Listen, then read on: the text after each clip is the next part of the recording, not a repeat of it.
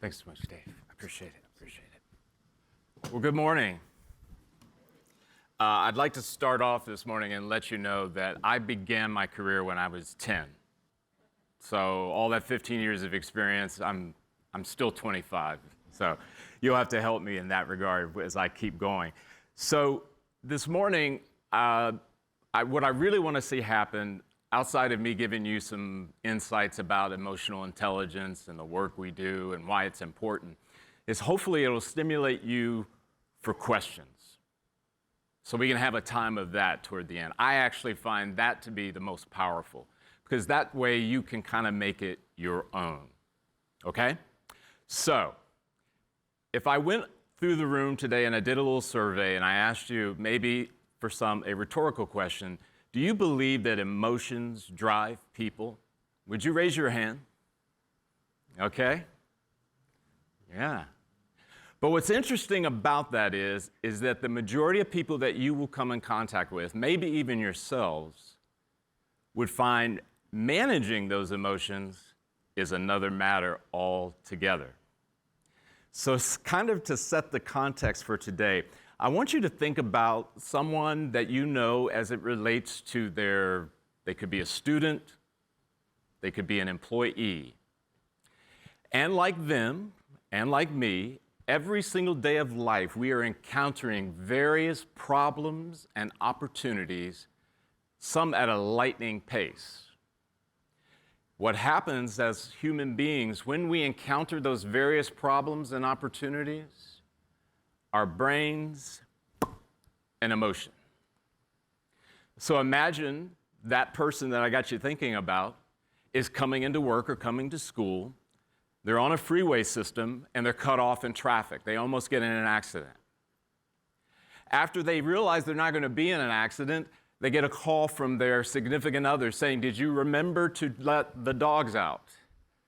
"No, I didn't." They realize this is going to make them late. This is a very important class. It's a very important project at work.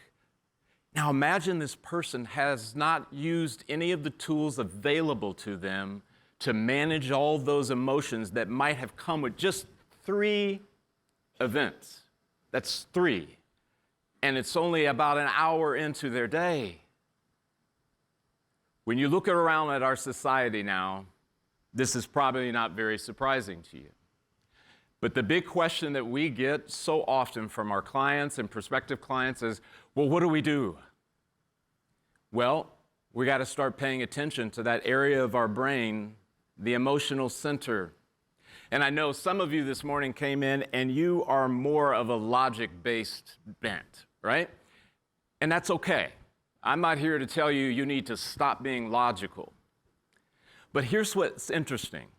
Before the pandemic, logic took us really, really far because we could measure things. We got the project in on time. We had the earnings. We had the gifts. We had the events. And all of these things could be measured. Here's what we do. Here's what's next. And it makes total sense because that's our prefrontal. That's our executive function. It makes total sense.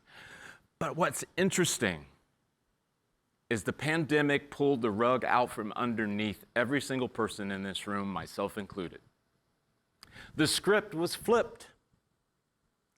Many of us, and you may have heard it from friends, family, coworkers, said, I just can't, can we just get back to normal?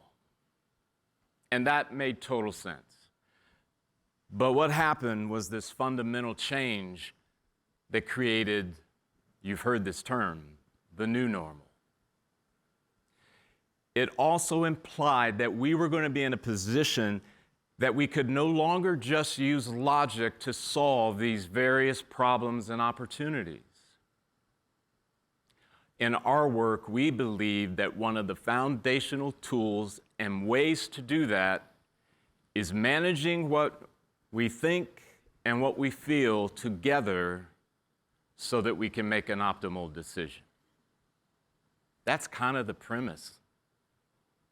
Does it happen overnight? No. Can I just spread some of my magic pixie dust across the room and then tomorrow morning you're managing your emotions like, like awesome? No.